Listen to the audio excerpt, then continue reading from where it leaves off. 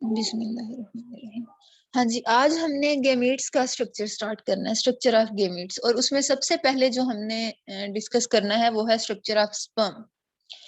तो गैमीट्स जो है वो पहले ही हम ये डिफाइन कर चुके हैं कि हैप्लॉइड सेल्स होते हैं, सेक्स सेल्स, हैप्लॉइड सेल्स, जिनको डिफरेंस है सोमैटिक सेल से। एक तो ये कि ये हैप्लॉइड होते हैं, और दूसरा ये कि इनका स्ट्रक्चर भी डिफरेंट होता है। ये जो सेक्स सेल्स हैं, ये जो गैमीट्स हैं, स्पर्म्स और एग्स, इनका स्ट्रक्चर भी सोमैटिक सेल। तो आज जो हमने स्ट्रक्चर देखना है जिस गैमेट का, वो है स्पर्म। तो स्ट्रक्चर ऑफ स्पर्म की अगर हम बात करें तो इसमें इसके डिफरेंट जो स्ट्रक्चर में इसको हम इसको मुख्तलिफ पीसीज हैं। हम इसमें पहले को हेड कहेंगे, फिर नेक को। जी मैम, और अच्छा जी, अब इसमें आप देखिए स्पर्म के करेंगे। स्पर्म में जो सबसे पहला इसका पार्ट है वो है हेड। और अगर हेड की लेंथ की बात करें तो ये 5 माइक्रोमीटर लॉन्ग होता है। 5 माइक्रोन मीटर ये लॉन्ग होगा हेड जो है। 3 पार्ट्स हैं स्पर्म के। जो फर्स्ट पार्ट जिसकी हम बात कर रहे हैं वो कौन सा है? हेड। और हेड कितने माइक्रोमीटर लॉन्ग है? 4 माइक्रोमीटर लॉन्ग है। ठीक है। और इसके अंदर अगर आप कंपोनेंट्स की बात करें तो 3 कंपोनेंट होते हैं हेड में। न्यूक्लियस, कंडेंस्ड डीएनए होगा। ठीक है। दूसरा पार्ट इसमें क्या होगा? Plasma membrane, chromosome. ये जो रेड पार्ट है क्रोमोसोम, जिसको हमने कहा था ये एंजाइम फिल्ड बैग है। ठीक है। हेड कितने माइक्रोमीटर लॉन्ग है? 4 माइक्रोमीटर। प्लाज्मा मेम्ब्रेन जिसने इसको कवर किया हुआ है। न्यूक्लियस, हाँ जी, 3 कंपोनेंट्स। एक हेड, हेड के 3 कंपोनेंट्स। फर्स्ट पार्ट हेड, इसके 3 कंपोनेंट। प्लाज्मा मेम्ब्रेन इसकी कवरिंग, न्यूक्लियस जिसमें कंडेंस्ड डीएनए है, और एक्रोसोमल वेसिकल जो के एंजाइम फिल्ड बैग है। और इसमें एंजाइम्स कौन कौन? आप यूं याद रखिए कि इस पार्ट के 3 कंपोनेंट्स हैं, और इसमें जो एक्रोसोमल वेसिकल है उसके अंदर 3 ही एंजाइम्स हैं। इसमें जो फर्स्ट एंजाइम आप याद रखिए वो है हायालुरोनिडेज, HYALURONIDASE, हायालुरोनिडेज एंजाइम। उसके अलावा जो सेकंड एंजाइम है इसमें वो है एक्रोसिन, एक्रोसिन ACROSIN, एक्रोसिन। और उसके बाद जो थर्ड एंजाइम है इसमें वो है न्यूरामिनिडेज, न्यूरा NEURAMINIDASE, न्यूरामिनिडेज। ये 3 एंजाइम्स जो हैं ये इस एक्रोसोमल वेसिकल में मौजूद हैं। ठीक है। इसके बाद अब आप नेक्स्ट पार्ट की बात करें तो वो है इसकी नेक, यानी इसकी टेल और इसके हेड को जो कनेक्ट करने वाला पीस है, कनेक्टिंग पीस, नेक। ये स्मॉल पोर्शन जो हेड के साथ अटैच है इसको हम हेड कह रहे हैं, सॉरी नेक कह रहे हैं। और इस स्मॉल पोर्शन में इस कनेक्टिंग पीस के अंदर सेंट्रियोल्स होते हैं। सेंट्रियोल जो हैं इसके अंदर प्रॉक्सिमल सेंट्रियोल्स होते हैं। उसके अलावा इस कनेक्टिंग पीस के अंदर डिस्टल सेंट्रियोल का कुछ पोर्शन होता है, some portion of distal centriole. और उसके अलावा इसके अंदर सेगमेंटेड होते हैं। यानी अगर आप ये देखिए ना, यहाँ से जो ये वाला पीस है ना, नेक पीस, ये इस तरह से होगा, इस तरह से। सॉरी, ये मुझे सही बना नहीं, ऐसे। ठीक है, मैं इसको थोड़ा बड़ा करके दिखा रही हूँ, इस तरह से सेगमेंटेड पीस, ये इसका नेक इस किस्म का होगा। ठीक है। ये जो कनेक्टिंग पीस है ये यूं सेगमेंटेड पोर्शन होगा, और इसके अंदर इसके अंदर भी 3 ही कंपोनेंट्स हैं, एक प्रॉक्सिमल सेंट्रियोल और डिस्टल सेंट्रियोल का कुछ पोर्शन, ठीक है, और उसके अलावा सेगमेंटेड कॉलम्स हैं, ठीक है। सेगमेंटेड कॉलम्स का क्या मतलब है कि इसके अंदर स्पेसिफिक फाइब्रस प्रोटीन्स होती हैं जो कि इसको स्टिफनेस प्रोवाइड करती हैं, इस पीस को, इस पोर्शन को, ठीक है। और हेड जो है नेक के ऊपर वो हिंज की तरह मूव करता है, जैसे हमारी नेक जो है, हिंज का मतलब ये होता है ना मूवेबल जॉइंट, तो आपकी नेक लेफ्ट राइट अपवर्ड डाउनवर्ड, ठीक है, ये इस तरह से मूव करती है। तो इसी तरह ये जो हेड है ये इस नेक पे इसी तरह से हिंज के जैसे मूव करता है, हिंज लाइक मूवमेंट होती है हेड की, किस वजह से, इसी नेक पीस की वजह से, ठीक है। अब नेक के बाद जो थर्ड इसका पार्ट है स्पर्म का, वो है टेल, ठीक है। टेल में जो फर्स्ट पोर्शन है वो है मिडल पीस, सेकंड पोर्शन जो है उसको हम कहते हैं प्रिंसिपल पीस, और थर्ड पोर्शन को हम कहते हैं एंड पीस। जो इसका ये मिडल पीस है, मिडल पीस नेक के फौरन बाद होता है, ठीक है। और मिडल पीस जो है अगर आप इसकी लेंथ की बात करें तो वो होती है 5 to 9 माइक्रोन मीटर होती है।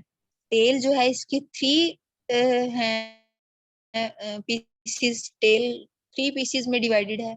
फर्स्ट पीस जिसको हम कह रहे हैं middle piece, middle piece, second जो है उसको हम क्या कहेंगे प्रिंसिपल पीस, ठीक है, और फिर लास्ट पे जो होगा वो होगा एंड पीस। टेल के को 3 पोर्शन में डिवाइड किया, 3 पीसेस, ठीक है।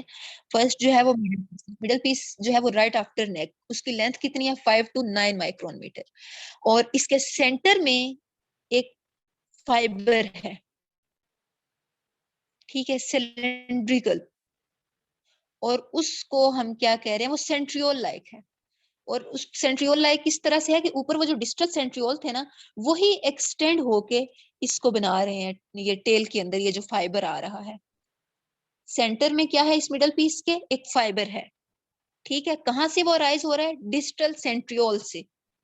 वो जो नेक में कुछ पोर्शन था ना डिस्टल सेंट्रियोल का, वही डिस्टल सेंट्रियोल एक्सटेंड होके क्या बना रहे हैं, जहां इस मिडल पीस में जो इसका सेंट्रल फाइबर है वो बना रहे हैं सेंटर में, ठीक है। और इसको हम क्या कह रहे हैं, एक्सोनीम।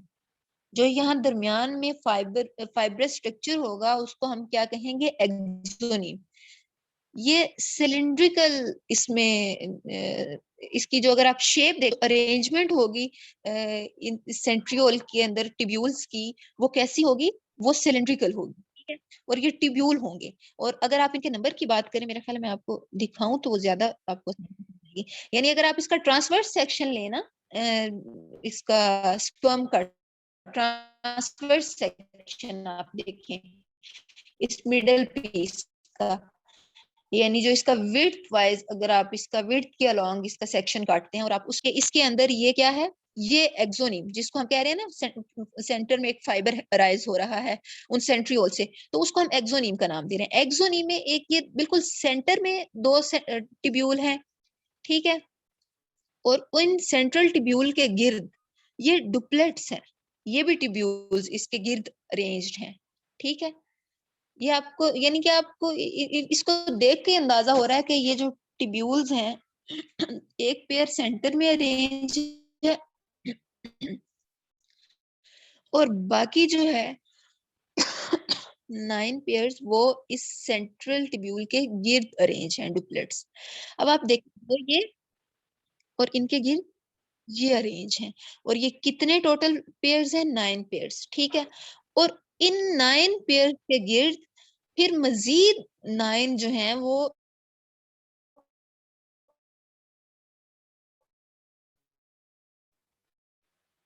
इनको हम कहते हैं आउटर डेंस फाइबर्स, ये अरेंज हैं इस एक्सोनीम के गिर्द, ठीक है।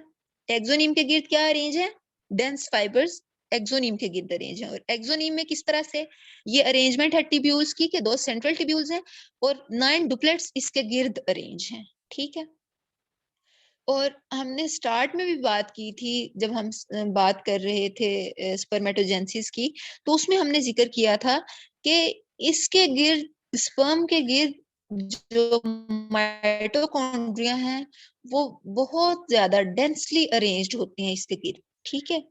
और उसको हम सुपर माइटोकॉन्ड्रिया हैं, ये उसको एनर्जी प्रोवाइड करते हैं फॉर मूवमेंट, ठीक है। और उसके अलावा इस माइटोकॉन्ड्रिया के बाहर क्या होता है, प्लाज्मा मेम्ब्रेन, ठीक है। ये कौन सा था, ये मिडल पीस था, ये वाला मिडल पीस जो था उसको हमने ट्रांससेक्शन, जब आपने देखा, ये तो हमें लॉन्गिट्यूडनल नजर आपको देख रहे हैं स्पर्म को, लेकिन अगर आप उसका ट्रांसवर्स सेक्शन लेते हैं, यानी उसको विड्थ के अलोंग उसको कट किया, तो आपको अंदर से किस तरह से ये एक्सोनिम नजर आता है, सेंट्रल एक पेयर टिब्यूल का, और उसके गिर्द डुप्लेट्स, और उसके गिर्द क्या है, डेंस फाइबर्स अरेंज हैं, और उनके गिर्द क्या अरेंज है, माइटोकॉन्ड्रियल लेयर अरेंज है, और उसके गिर्द क्या है, प्लाज्मा मेम्ब्रेन। अगर आप इसको देखें, अगर आप इसको लेंथ के अराउंड देखते हैं,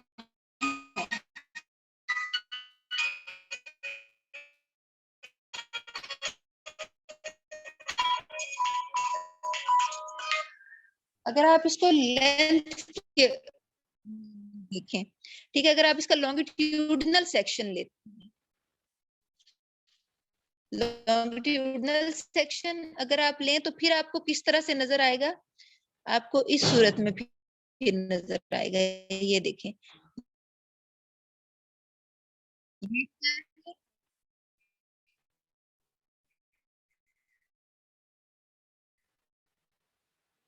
ये क्या था इसके गिल्स, माइटोकॉन्ड्रियल शीथ। ये क्या है, ये डेंस फाइबर्स हैं, और ये क्या है, एक्सोनीम, ठीक है। अगर आप लॉन्गिट्यूडनल सेक्शन लेंथ फाइबर के देखते हैं, ठीक है, तो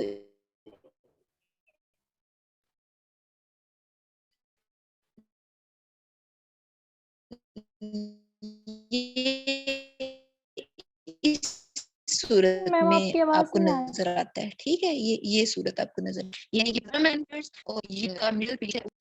हाँ जी, मैम रिकॉर्डिंग भी नहीं हो रही।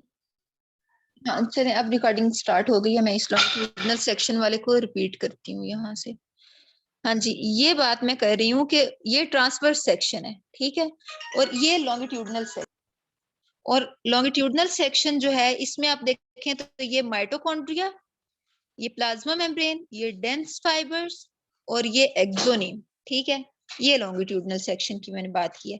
तो ये मिडल पीस की बात थी, यहाँ तक आपको क्लियर हो गया मिडल पीस तक? Yes ma'am. अच्छा जी। अब इसके बाद मिडल पीस के बाद जो है वो है प्रिंसिपल पीस, ठीक है।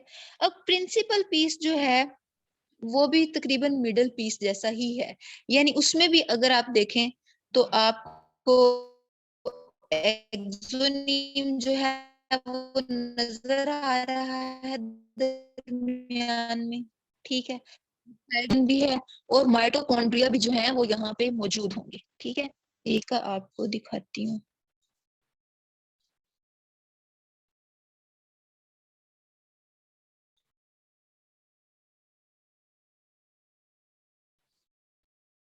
हाँ जी, ये देखिए आप यहाँ से, ये है हेड, और उसके बाद ये मिडल पीस है, और ये है प्रिंसिपल पीस। प्रिंसिपल पीस किस पे कंसिस्ट कर रहा है, प्लाज्मा मेम्ब्रेन, और अंदर वही जो एक्सोनीम और डेंस फाइबर्स वो होंगे इसके अंदर, ठीक है।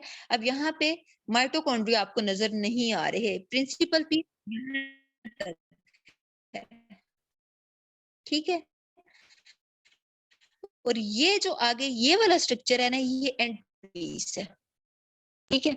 और एंड प्रिंसिपल पीस की अगर आप लेंथ की बात, तो ये पीस की लेंथ 5 माइक्रोमीटर, और जो ये है एंड पीस, अगर आप एंड पीस की बात करें तो एंड पीस जो है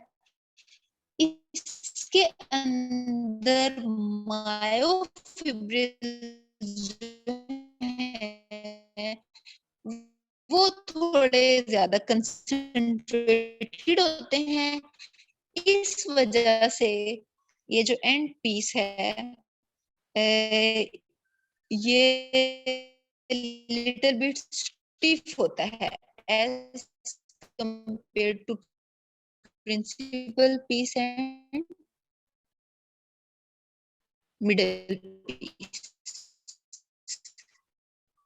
ठीक है,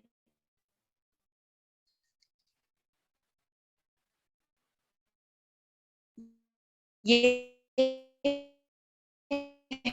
हेड रीजन, इसके हमने तीन कंपोनेंट्स